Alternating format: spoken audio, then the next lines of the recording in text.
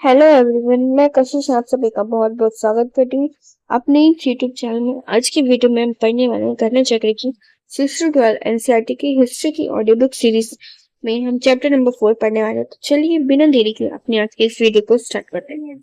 मानव का उद्गम एवं विकास, यानी कि इस चैप्टर के अंदर हम जैसे कि हमें चैप्टर के नाम से पता चल रहा है कि हम इसको क्या पढ़ने वाले हैं कि मानव का उद्भव कैसे हुआ, यानी कि जो मानव है उसकी उत्पत्ति कैसे हुई और किस प्रकार का प्राचीन मानव था, किस प्रकार से इसका विकास है, यानी कि प्राचीन मानव से लेकर जो आधुनिक मानव था वो किस तरीके से बना, किस तरीके से मानव की उत्पत्ति, क्या क्या प्रजातियां थी।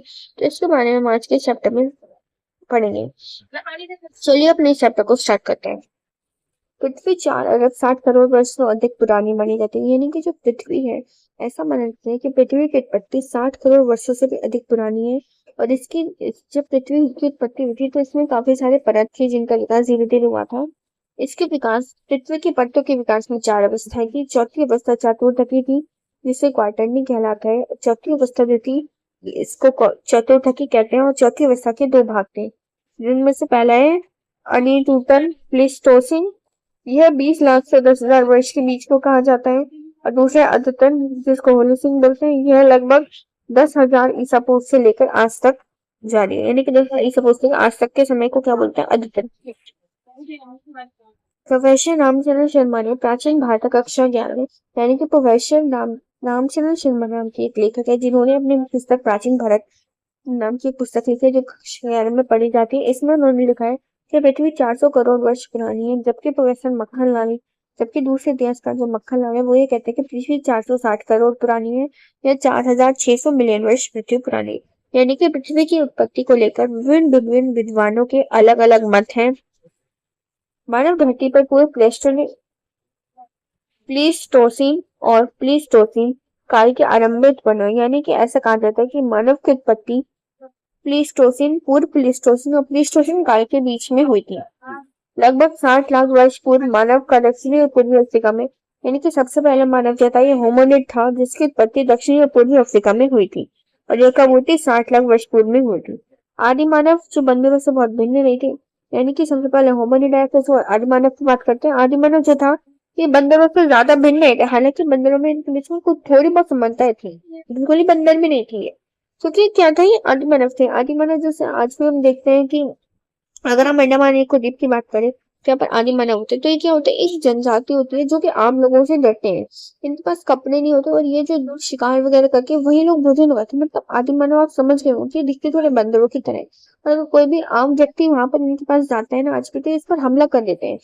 बिल्कुल अंधेरे में रहते हैं, अगर हम कैंडल वगैरह में जलाएं तो ये लोग उससे डर जाते हैं, ये लोगों पर हमला करते हैं। तो उसी प्रकार से आदि मानव की बात की जा रही है कि आदि मानव की जो उत्पत्ति है ये बंदरों से थोड़े बहुत भिन्न होते हैं, बहुत ज्यादा समानता इनमें देखने को मिलती है। ये 3 करोड़ वर्ष पूर्व पृथ्वी पर प्रकट हुए थे।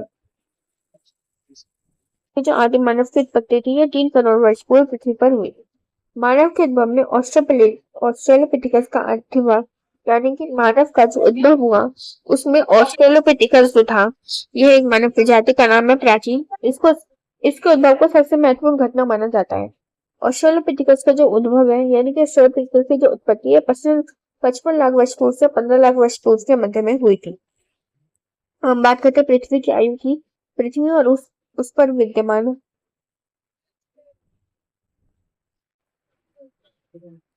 पृथ्वी और उस पर विद्यमान सभी चीजों के बीच के संबंध को समझने का एक सबसे अच्छा तरीका यह है कि हम कल्पना करें कि पृथ्वी की आयु 46 वर्ष है और जब हम उसका इतिहास सीखने बैठते हैं, यानी कि हम कल्पना करते हैं कि पृथ्वी की आयु मान लेते हैं कि 46 वर्ष है। हालांकि पृथ्वी की आयु जो है वो 46 लाख वर्ष पूर्व है, लेकिन ये कल्पना करने की बात करें तो 46 वर्ष लिखा गया है। लेकिन जब हम पृथ्वी का इतिहास सीखने बैठते हैं तो हमें पता चलता है कि इन वर्षों से पहले, यानी कि जितनी हमने पृथ्वी की आयु 46 वर्ष मानी, इससे पहले के कुछ 60 वर्ष हैं जिनके बारे में हमें कुछ भी पता नहीं है। केवल और केवल हमें पुरानी चट्टानों के पर ही इनकी कुछ जानकारी मिलती है, यानी कि पृथ्वी का आयु उन्होंने 46 वर्ष मानी। और ये कहते हैं कि जब हम पृथ्वी का इतिहास लिखते हैं तो हमें यह पता लगता है कि पृथ्वी तो इससे अत्यधिक पुरानी है, यानी कि उसमें तो 7 वर्ष और थे, लेकिन हमें इसकी जानकारी नहीं है। केवल और केवल हमें कहाँ से पता चलता है, चट्टानों से।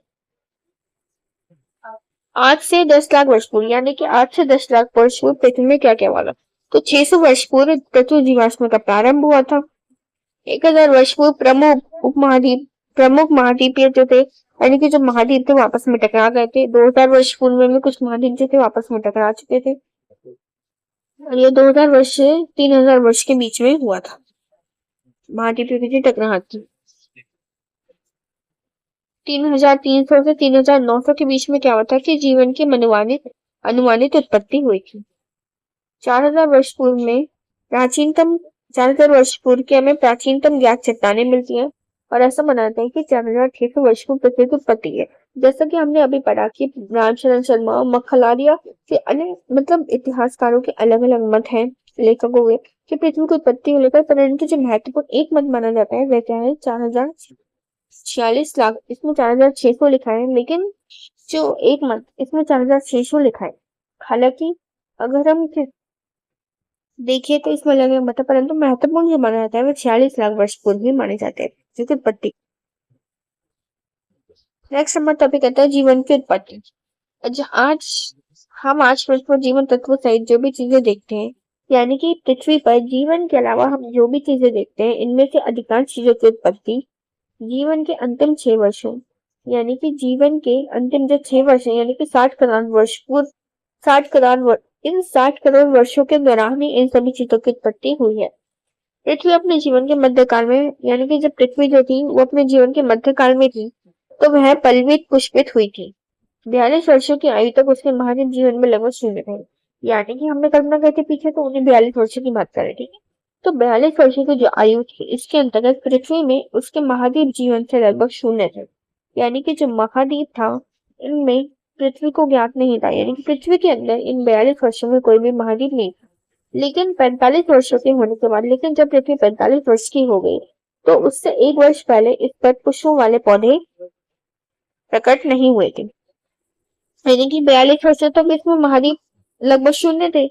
लेकिन क्या हुआ, जब ये 45 वर्षों की हुई, उससे 1 वर्ष पहले यहाँ पर कौवा पुष्पों वाले पौधे जो थे उनकी भी उत्पत्ति नहीं हुई।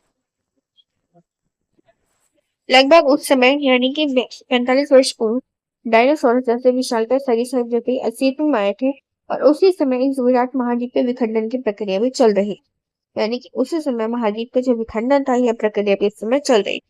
8 महीने पहले डायनासोरों का अंत हो गया और उसके स्थान प्रारंभिक स्तनपायी प्राणियों ने ले लिया, यानी कि 8 महीने पहले, यानी कि 45 साल की बात की जाए तो उसके हिसाब से 8 महीने पहले है ना, तो 8 महीने पहले क्या हुआ कि डायनासोरों का अंत हो गया और प्रारंभिक स्तनपायी उसकी जगह पर कौन आ गए, स्तनपायी प्राणियां जो थे उनकी उत्पत्ति हो गई।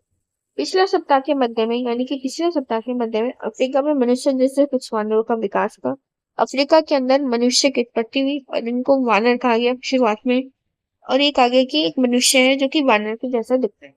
और सप्ताह के समय धरती में अत्यंत ठंडे हिमकों की सबसे अत्यंत श्रृंखला के शुरू, यानी कि सप्ताह का समय आया और क्या हुआ कि पृथ्वी में बहुत ज्यादा ठंड पड़ने लगी, हिमयुग आ गया और बहुत ज्यादा ठंड पड़ने लगी, बर्फ गिरने लगी, जिससे लोग जो थे वो ठिठुरने लगे, कांपने लगे।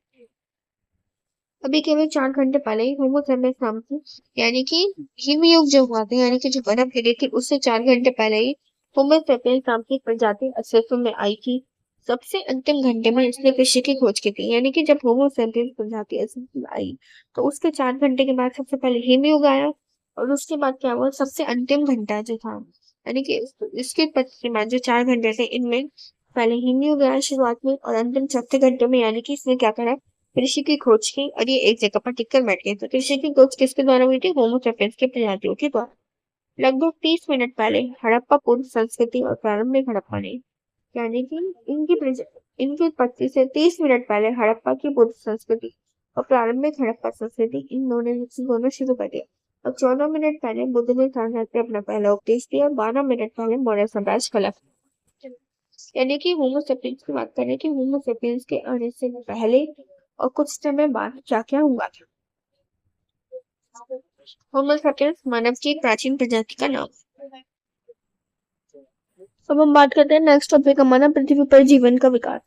लगभग 7 मिनट पहले हर्ष ने प्रयाग में अपना, यानी कि पृथ्वी ज्योति इस पर जीवन कैसे शुरू हुआ, किस प्रकार से उसका विकास हुआ। लगभग 7 मिनट पहले हर्ष ने प्रयाग में अपना सब कुछ दान कर दिया, यानी कि 7 मिनट हुए थे, 7 मिनट पहले ही हर्ष ने क्या करा, प्रयाग में अपना सब कुछ दान कर दिया। अकबर ने 2 मिनट पहले सूफी संत सलीम चिश्ती के पास जाने के लिए यात्रा की। मुश्किल से 2 सेकंड पहले भारत एक गौरवशाली स्वतंत्र राष्ट्र बना। पृथ्वी पर किसी भी पृथ्वी पर किसी भी रूप में जीवन के अस्तित्व के हानि और विशेष रूप से मनुष्य के जीवन प्रारंभ होने के समय के संदर्भ में, यानी कि अगर हम पृथ्वी को मनुष्य फिर ये जानने की कोशिश करें कि पृथ्वी में मनुष्य जीवन कब प्रारंभ हुआ, तो पृथ्वी की आयु को समझे, तो उसका एक ये तरीका है कि हम फोटोग्राफी की ऐसी श्रृंखला करते हैं जिसे फिल्टर उठेगा।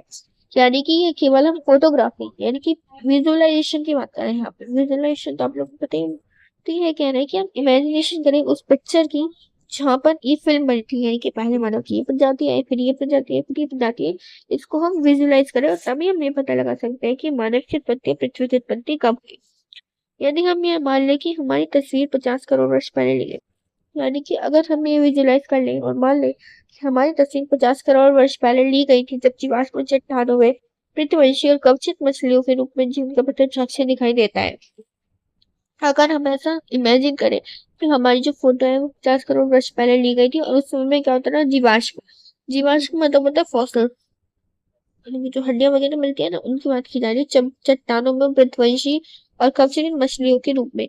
और हम तो आज हमारा साक्ष्य क्या होगा, अगर हम 50 करोड़ वर्ष पहले होंगे तो आज हमारा जीवाश्म होगा जो कि चट्टानों के बीच में होगा, या और मछलियां उन्हें खा रही होगी। तो हमें इस साक्ष्य को इमेजिन कर सकती बात करी जा रही है। और बाद के प्रत्येक 5000 वर्षों के अंतराल से लिए गए। और अगर हम ये बात करें कि 5000 वर्षों से अंतराल हमारी पिक्चर ली गई, तो हमारे पास 1 लाख नेगेटिव होंगे, 1 लाख नेगेटिव होंगे और ये फिल्म 1 घंटे तक चलती रही।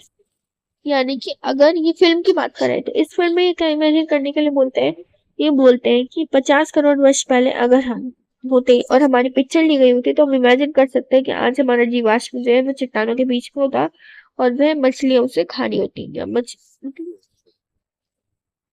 मछलियां या कोई कीड़े मकोड़े की तरह उसे खाया जा रहा होता। और अगर हम 50,000 वर्षों के अंतराल में हमारी पिक्चर ली गई होती तो क्या होता, 1 लाख नेगेटिव, तो हमारे पास 1 लाख नेगेटिव होंगी और ये फिल्म जो है वो 1 घंटे तक चलती रहेगी। इस अवधि में शैल निर्माण का कम से कम आधा इतिहास बीत चुका होगा। यानी कि अगर हम बात करें इस अवधि की जो हमने ऊपर पढ़ा कि उस अवधि के अंदर शैल निर्माण का जो इतिहास है वो कम से कम आधा बीत चुका होगा, जिसके दौरान समुद्र में लगभग 51 किलोमीटर मोटी तलछटी चट्टानें निर्मित हुई और बाद में ऊंची उठी।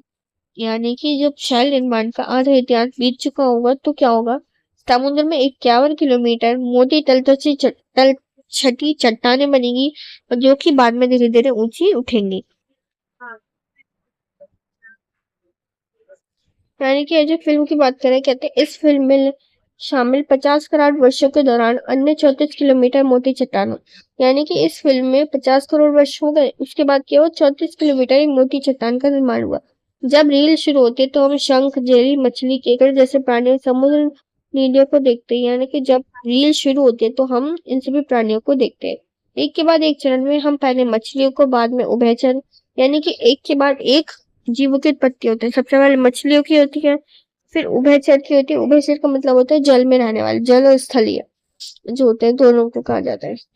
फिर प्राणियों की होती है, फिर सरीसृपों की होती है और फिर स्तनपायी प्राणियों की होती है। यानी कि एक चरण आता है जिसमें सबसे पहले मछली है, फिर उभयचर है। उभयचर का मतलब होता है जो जल और स्थल, यानी कि जो जल पे भी रहता है और जमीन पे भी रहता है, ऐसा जीव। तो उसके बाद प्राणी आएगा, फिर सरीसृप आएगा, फिर स्तनपायी प्राणी आएगा। इस तरीके से उत्पत्ति हुई थी।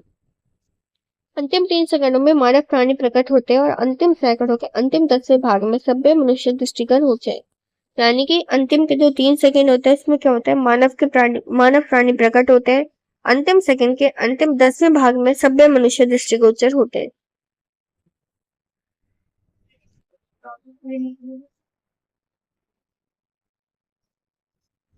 नेक्स्ट टॉपिक है मानव प्रारंभिक मानव। यानी कि जो प्रारंभिक का मानव था वो कैसा था, शुरुआत में जो मानव था जिसकी उत्पत्ति हुई थी वो किस प्रकार। हम यह भली बातें सिद्ध हो चुका कि अफ्रीका में पाए गए सबसे शुरू के मानवीय जीवाश्म, यानी कि अब हमने ऊपर पढ़ लिया कि सबसे पहले जो जीवाश्म था मानव का वो 42 लाख वर्ष पुराना है। इन नमूनों से पता चलता है कि सबसे प्रारंभिक मानव, यानी कि जो सबसे प्रारंभिक जो मानव थे वे कद में छोटे थे, इनका मस्तिष्क छोटा था और मनुष्य का विकास 42 लाख वर्षों में हुआ और वह अपने वर्तमान रूप में लगभग 50,000 वर्ष पहले पहुंचा था। यानी कि ये कहते हैं कि शुरुआती मानव का जो जीवाश्म है वह 42 लाख पुराना है, और हमें यह जब उसके जीवाश्म मिलता है तो उन समय ये ज्ञात होता है कि ये जो प्रारंभिक मानव था इसका कद छोटा था, इसका मस्तिष्क भी छोटा था, और जो 42 लाख वर्ष पूर्व में जिन मनुष्य का विकास हुआ वह 50,000 वर्ष पूर्व वर्तमान रूप में पहुंचे थे। यानी कि वर्तमान में जो मानव देखते हैं ये 50,000 वर्ष पूर्व के मानव के जैसे है, हालांकि जो 42 लाख वर्ष पूर्व हुए थे ये उनके जैसे नहीं है। विभिन्न अवधियों में मानव विकास के विभिन्न चरणों के जीवाश्म संसार के अनेक भाग, यानी कि मानव के जो विकास थी उसका कई अवधियों में हुआ और इसका जीवाश्म हमें संसार के अनेक भागों से मिलता है, जैसे अफ्रीका, चीन, जावा, सुमात्रा और दक्षिण यूरोप से सभी जगह से हमें मानव के विकास के साक्ष्य मिलते हैं, यानी कि मानव जीवाश्म मिलते हैं। दुर्भाग्यवश भारत में नर्मदा नदी घाटी के हथनोड़ा में मिले एक में मानववंशी जीवाश्म को छोड़कर कोई अन्य मानवीय जीवाश्म नहीं मिला है। यानी कि दुर्भाग्य क्या है कि भारत में केवल नर्मदा घाटी का हथनोड़ा ही एक ऐसी जगह है जहां से एक मानववंशी जीवाश्म मिला है और कोई अन्य जीवाश्म नहीं मिला है जिसका कारण यहाँ की जलवायु की स्थिति है। यानी कि भारत की जलवायु ऐसी थी कि यहाँ पे केवल नर्मदा नदी घाटी में हथनोड़ा से ही एकमात्र मानव जीवाश्म मिला है। इसके अलावा हमें कहीं से भी जीवाश्म भारत के अंदर नहीं मिला है। इसका कारण क्या है? इसका कारण यहाँ की जलवायु को माना जाता है। विशेषज्ञों के अनुसार इस जीवाश्म की कपाल क्षमता होगी, यानी कि जो नर्मदा घाटी के हथनोड़ा से मिला इसकी बात की जा रही है कि विशेषज्ञ कहते हैं कि इस जीवाश्म की जो कपाल क्षमता है वो इरेक्टस की क्षमता के बराबर होगी। हालांकि कुछ विद्वानों का विचार है कि उसका संबंध होमो इरेक्टस के अंतिम चरण अथवा आर्कटैग मानव होमो सेपियंस से है। यानी कि सबसे पहले जो मानव आया उसकी जो कपाल क्षमता थी वो होमो इरेक्टस के बराबर थी। हालांकि कुछ विद्वान ये मानते हैं कि होमो इरेक्टस का ही अंतिम चरण था। फिर सबसे पहले होमो इरेक्टस आया, फिर उसके बाद जब इसका थोड़ा विकास हुआ, अंतिम चरण पर आ गया, आगे प्राक मानव बन गया, तब इसे होमो सेपियंस का नाम दे दिया गया। सबसे पहले कौन आया हमारा? सबसे पहले आया होमो इरेक्टस, फिर सेकंड नंबर पे आया हमारा होमो सेपियंस। नेक्स्ट हमारा आता है ऑस्ट्रेलोपिथेकस। ऑस्ट्रेलोपिथेकस एक लैटिन शब्द है, इसका अर्थ होता है दक्षिणी वानर। यह एक नर वानर था जो 2 पैरों और उग्र पेट वाला था। इस प्रजाति में वानर और मनुष्य दोनों के लक्षण विद्यमान थे। ऑस्ट्रेलोपिथेकस सबसे अंतिम होमोनिड था, यानी कि सबसे पहले होमो इरेक्टस आया था, फिर होमो सेपियंस आया था, है ना। उसके बाद सबसे अंतिम में कौन आया था? ऑस्ट्रेलोपिथेकस आया था। इसे प्रोटो मानव और आद्य मानव भी कहा जाता था। 20 लाख से 15 लाख वर्ष पूर्व तक पूर्वी और दक्षिणी अफ्रीका में सबसे पहले ये मानव आया था जिसको होमो हैबिलिस कहा गया था। सबसे पहले कौन आया था? Homo sapiens. सबसे पहले हमारा होमो इरेक्टस है, होमो सैपियंस है, उसके बाद ऑस्ट्रेलोपिथेकस है। तो ऑस्ट्रेलोपिथेकस था ये दक्षिण की तरफ आया था। फिर हमारा जाता है होमोनिड। होमोनिड भी कहते हैं इसको, यानी कि जो ऑस्ट्रेलोपिथेकस है इसी को होमोनिड भी कहा जाता है, इसे पूर्व मानव कहा जाता है। ये 20 लाख से 15 लाख वर्ष पूर्व का था। पूर्व और दक्षिण अफ्रीका में प्रथम मानव कहे जाने वाला मानव होमो हैबिलिस था, यानी कि सबसे पहले दक्षिण अफ्रीका में जो प्रथम मानव था वह होमो हैबिलिस था।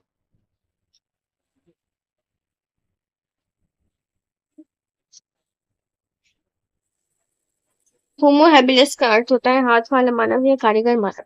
18 से 16 लाख वर्ष पूर्व पृथ्वी पर सीधे सीधे मानव और होमो इरेक्टस का आविर्भाव हुआ। पत्थर के हस्तकुटार, हैंडएक्स के निर्माण और अग्नि का आविष्कार, यानी कि और फिर सबसे ऑस्ट्रेलोपिथेकस के बाद क्या आता है? Homo habilis. होमो हैबिलिस कैसा था?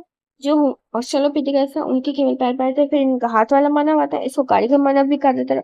कारीगर क्यों कहा जाता था? ये 18 से 16 लाख वर्ष पूर्व का माना जाता था होमो हैबिलिस। और ये क्या करता था?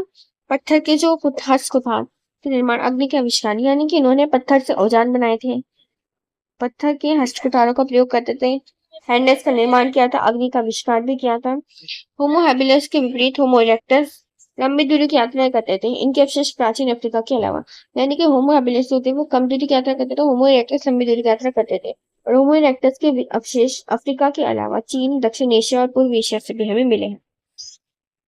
मानव के उद्भव में अगला महत्वपूर्ण कदम था पृथ्वी पर होमो सेपियंस। फिर होमो सेपियंस होता है, इसे एक बुद्धिमान मानव भी कहा जाता था। यह 2 लाख 30 हजार वर्ष पूर्व से 30 हजार वर्ष पूर्व तक का इसका समय माना जाता है। आधुनिक मानव का उद्भव, यानी कि जो आधुनिक मानव है होमो सैपियंस से ही उत्पन्न हुआ था। इनका मस्तिष्क बहुत बड़ा होता था। जर्मनी में एक नियंडरथल मानव मिला था जिसकी समानताएं होमो सैपियंस से काफी मिलती जुलती थी। यानी कि आधुनिक मानव जो है वो कहाँ से उत्पन्न हुआ, होमो सैपियंस से। और इसकी जो समानताएं हैं जर्मनी में मिले नियंडरथल मानव से मिलती है। आधुनिक मानव अथवा होमो सैपियंस 11 लाख 5 हजार वर्ष पूर्व का माना जाता है। यानी कि जो आधुनिक मानव है होमो सैपियंस का प्रजाति माना जाता है और ये 11 लाख 5 हजार वर्ष पूर्व माना जाता है। पूरे प्राचीन काल में दक्षिण अफ्रीका में यह प्रकट हुआ। आधुनिक मानव ने विभिन्न प्रकार के कार्यों के लिए अनेक प्रकार के पत्थर के औजार बनाए, लेकिन ये स्पष्ट नहीं है।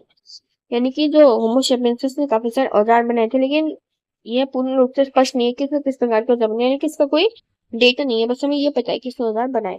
हाल तक ये माना जाता था कि लगभग 35 हजार ईसा पूर्व में भाषा का जन्म हुआ था, लेकिन अब भाषा के जन्म का समय 50 हजार ईसा पूर्व का माना जाता है। यानी कि कुछ समय पहले तक ये माना जाता था कि 35 हजार ईसा पूर्व भाषा का जन्म हुआ था, लेकिन अब कुछ नई खोजें हुई जिसके अनुसार ये ज्ञात है कि भाषा जो है 50 हजार वर्ष पूर्व पुरानी है। अब बात करते हैं भारत में मानव प्रजाति की। भारतीय उपमहाद्वीप में शिवालिक पहाड़ी के क्षेत्र में पाकिस्तान के पंजाब प्रांत के अंतर्गत पोटवार के पठार में मानव खपड़ों के अत्यंत प्राचीन जीवाश्म मिले। यानी कि मानव खोपड़ियों के सबसे पुराने जीवाश्म हमें शिवालिक की पहाड़ियों में पोटवार के पठार से मिले हैं, जो कि पंजाब प्रांत के अंतर्गत आता है। पाकिस्तान के अंदर एक पंजाब प्रांत है जहाँ पे पोटवार का पठार है और वहाँ शिवालिक पहाड़ी का एक क्षेत्र है जहाँ से हमें सबसे पुराने प्राचीन मानव जीवाश्म की खोपड़ियों मानव की, यानी कि मानव फॉसिल तो कई जगह से, लेकिन सबसे पुरानी जो मानव खोपड़ी है हमें पाकिस्तान के पंजाब प्रांत से मिला शिवालिक की पहाड़ी। मानव खोपड़ी यानी कि रामापिथिकस, मानव खोपड़ी को दो टाइम में बांटा गया है, एक को शिवापिथिकस और रामापिथिकस। रामापिथिकस जो थी स्त्री की खोपड़ी को रामापिथिकस कहा जाता था और बाकी जो अन्य खोपड़ी होती थी उनको शिवापिथिकस कहा जाता था। हालांकि दोनों ही एक ही वर्ग के हैं। हालांकि दोनों खोपड़ियां जो एक ही वर्ग की थी, लेकिन होमोनिड की लक्षण विशेषता ये थी कि वानरों का प्रतिनिधित्व करते, यानी कि होमोनिड केवल वानरों का प्रतिनिधित्व ही करते थे। 1928 में नर्मदा घाटी में 1928 में मध्य प्रदेश में नर्मदा घाटी के अंतर्गत हथनोरा नाम से होमोनिड की, यानी कि 1982 में खोज हुई, जिसमें नर्मदा घाटी में हथनोरा नाम की एक जगह है जहां से हमें होमोनिड की पूरी संपूर्ण खोपड़ी प्राप्त हुई है। होमो इरेक्टस और सीधे मानव की खोपड़ी बताए गए और इस खोपड़ी को कहा गया है कि यह होमो इरेक्टस की है और यह सीधे मानव की खोपड़ी, यानी कि इसको मानव की खोपड़ी कहा गया है। लेकिन इसका शारीरिक परीक्षण करने के बाद इसे 800, यानी कि पहले तो इसको होमोनिड या होमो इरेक्टस कहा जाता था, लेकिन जब इसका परीक्षण हुआ तब उसके बाद इसे आज होमो सैपियंस का नाम दिया गया। अब तक होमो सैपियंस के अवशेष भारतीय उपमहाद्वीप में कहीं से भी नहीं प्राप्त हुए, यानी कि होमो सैपियंस के अवशेष हमें भारत से कहीं पर भी नहीं मिले। अफ्रीका, चाइना वगैरह में भी मिले, लेकिन भारत के अंदर में होमो सैपियंस के उद्भव नहीं मिले। आधुनिक मानव होमो सैपियंस का नाम ये 35 हजार वर्ष पूर्व अफ्रीका के समुद्र तट से दक्षिण भारत में पहुंचा, यानी कि होमो सैपियंस ये अफ्रीका से आया था, दक्षिण भारत के में आया था। ये कितने वर्ष पुराने हैं? 35 हजार वर्ष। यानी कि होमो सैपियंस की बात करें कि ये लोग क्या सोचते थे, खाना बदल सकते थे, यानी कि भोजन और आवास की तलाश में झुंड बनाकर, यानी कि ये लोग क्या करते थे, उस समय में भोजन तो थे नहीं, तो ये लोग क्या करते थे, भोजन की तलाश में एक झुंड बना लेते थे और फिर एक स्थान से दूसरे स्थान पर घूमते रहते थे। उन दिनों का जीवन सचमुच बड़ा कठिन था, क्योंकि लोग पेड़ों के फल फूल जंगली पौधे खाते थे और जो जानवर मिल जाते थे उनका शिकार करते थे। ये लोग शाकाहारी भोजन या अनाज पैदा करने की तकनीकों, यानी कि उस समय में कृषि का विकास नहीं हुआ था और न ही कृषि की बिल्कुल भी शुरुआत हुई, क्योंकि बिल्कुल प्राचीन मानव है जहाँ से मानव की शुरुआत होती है, तो इसलिए उस समय में ना ही कोई शाकाहारी भोजन होता था, ना ही कोई कृषि होती थी, क्योंकि इससे ये लोग परिचित नहीं थे। ये लोग केवल शिकार और खाद्य संग्रह, यानी कि जो पेड़ पौधे से चीजें मिलती थी उसी पर पूरी तरीके से निर्भर। इन समुदाय के लोग जो थे जगह पर दूसरी जगह घूमते रहते थे। घूमने के कई कारण थे। अगर वे ज्यादा समय तक, लंबे टाइम तक एक जगह पर रहेंगे तो वहां का जो फल फूल जो इन्हें मिल रहे हैं और जो जानवर से लोग शिकार कर लेंगे, फल फूल भी खा लेंगे, तो भोजन जो है वो तो लिमिटेड होगा। एक जगह पर जितने पेड़ होंगे वो लिमिटेड ही तो फल लेंगे, ऐसा तो है नहीं कि फल खत्म हो गए तो दोबारा तुरंत ही उग आएंगे, ऐसा तो नहीं होता ना, थोड़ा टाइम लगता था। तो इसलिए जब एक जगह पर लिमिटेड ही भोजन होता था, तो इसलिए इन्हें एक जगह से दूसरी जगह पर बार बार जाना पड़ता था, जिनका भोजन खत्म हो जाता था। जानवर, और कई बार ये जानवरों का शिकार करते तो जानवर क्या करते थे, मवेशी अपना, इसलिए इन जानवरों का शिकार करने के जानवर जो थे वो भागते थे अपने आप को बचाने के लिए, और ये भी उनका पीछा करते करते एक जगह से दूसरी जगह पर चले जाते थे। जानवरों का कोई शिकार करेगा तो वो व्यक्ति जानवर भागेगा ही तो ना, ऐसा तो है नहीं कहेगा लो आओ आओ मेरे शिकार करो। इस प्रकार के ये लोग करते थे। पेड़ और पौधों में फल फूल अलग अलग मौसम में आते थे, इसलिए लोग उनकी तलाश में उपयुक्त मौसम के अनुसार अन्य इलाकों में घूमते रहेंगे। यानी कि क्या होता था कि अब इन्होंने फल फूल खा लिया, अब वो खत्म हो गया, तो क्या वो तुरंत ही आ जाएगा? नहीं, क्योंकि क्या पूरे 12 महीने पेड़ पौधे में फल फूल आएंगे? नहीं। तो इसलिए जो फल फूल थे वो अलग अलग मौसम में आते रहे, तो लोगों को एक जगह दूसरी जगह पर जाना पड़ता था। और एक मौसम की, क्योंकि मौसम के अनुसार ही अपने अपनी जगह पर अलग अलग जगहों पर चले जाते थे। पानी के बिना किसी भी प्राणी या पेड़ पौधे का जीवित संभव नहीं, यानी कि पानी के बिना तो किसी का भी जीवन संभव नहीं होता। पानी झीलों झरनों नदियों में मिलता था, कई नदियों और झीलों का पानी कभी नहीं सूखता था, और कुछ झीलों और नदियों का पानी बारिश में ही मिल पाता था। तो इस तरह से झीलों और नदियों के किनारे बसे लोग को सूखे मौसम में पानी की तलाश में, यानी कि कई बार क्या होता था कि ऐसी जगह थी जहाँ पर नदियां और झीलें तो थी लेकिन बारिश के बाद ही उनमें पानी आता था, इसलिए इन लोगों को भी दूसरी जगह पर जाना पड़ता था, क्योंकि पानी नहीं होगा, पानी के बिना तो चाहे कितना भी खाना हो, पानी तो सबको चाहिए ना जीवन जीने के लिए। क्या आप सब खाना खा के अपना जीवन यापन कर सकते हैं? नहीं, पानी तो चाहिए। तो कई बार सूखा मौसम भी हो जाता था, तो इनको पानी की तलाश के लिए एक जगह से दूसरी जगह पर जाना पड़ता था। यदि कहीं पर इन लोग को गुफाएं मिल जाती थी तो ये लोग उन्हीं में रहने लग जाते थे, अन्यथा वे लोग कहाँ रहते थे?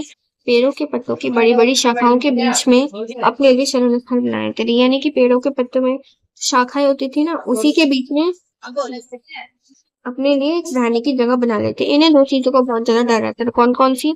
एक तो इन्हें मौसम का डर रहता था, क्योंकि ये लोग, इसके पास कोई घर तो होता नहीं था, तो इन्हें लगता था अगर बारिश आंधी तूफान आ गए तो हम लोग कहाँ जाएंगे। और दूसरा ये था कि जंगल में रहते थे तो इन्हें जंगली जानवर का भी भय होता था, क्योंकि जंगल में कोई व्यक्ति रहेगा तो उसको जंगली जानवर से तो भय तो लगेगा नहीं। जंगली जानवर, आदि मानव नहीं जानता था कि बादल क्यों गरजते हैं, क्योंकि ये आदि मानव थे और यह नहीं, इन्हें ये नहीं पता था कि बादल क्यों गरजते हैं, बिजली क्यों चमकती। तो इन्हें इस बात का बहुत डर लगता था। बादल जब गरजते थे, बिजली चमकती थी, तो ये लोग बहुत डर जाते थे। बाघ शेर चीता हाथी और गैंडे जैसे खूंखार जानवर भी जंगलों में इधर उधर घूमते रहते थे, क्योंकि उस समय में भारत में बहुत सारे जंगल भी थे।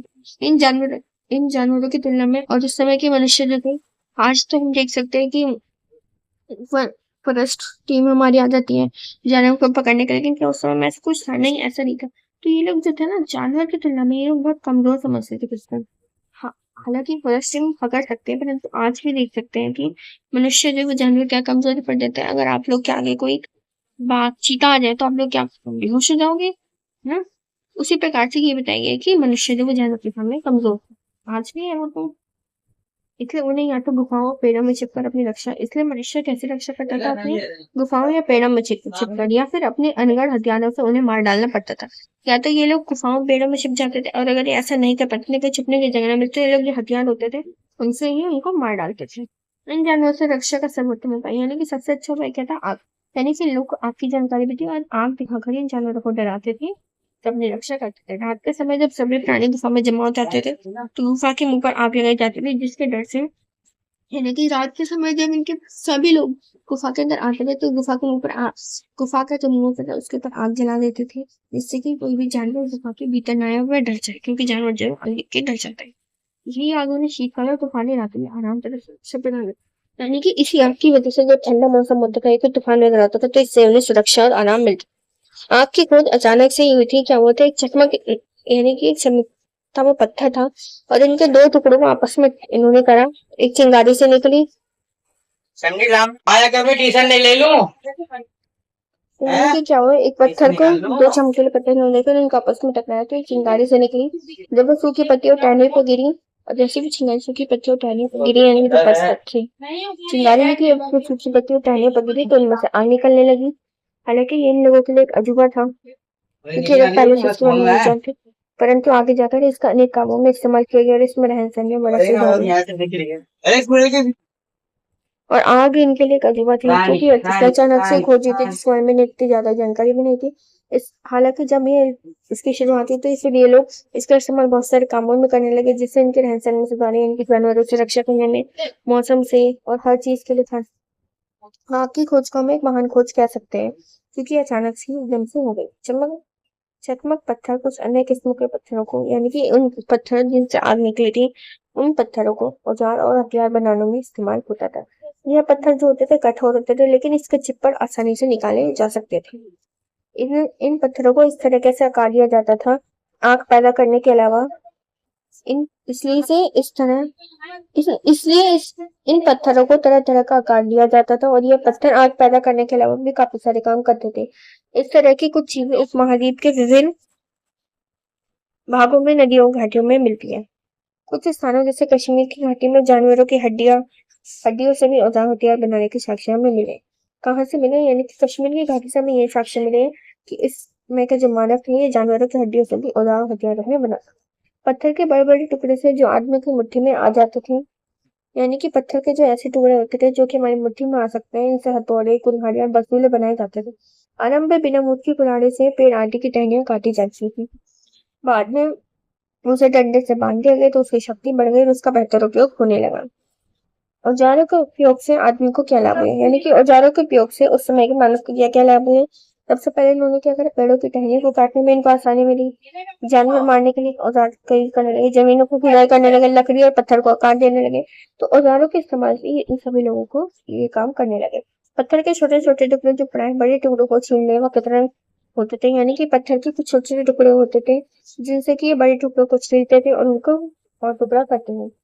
ये इतने पत्थर के छोटे छोटे टुकड़े बहुत सावधानी से बनाए जाते थे ताकि यानी कि पत्थर के छोटे छोटे टुकड़े जो होते थे ना इनको औजार बनाने में इस्तेमाल किया जाता इनसे औजारों को धारदार बनाया जा सकता था और काफी सारे बनाए जाते लेकिन इनका प्रयोग सावधानी से करना पड़ता था। इन औजारों में पतली धार रहती और बारीक काम के लिए चाकू या खुंचनी के रूप में इन जैसे औजारों का उपयोग होता था और ये औजार नोकदार होते थे तीर या भाले के साथ इनको बांध दिया जाता था। पानी की सुविधा के लिए ये लोग नदी या झरने के किनारे पर रहते थे।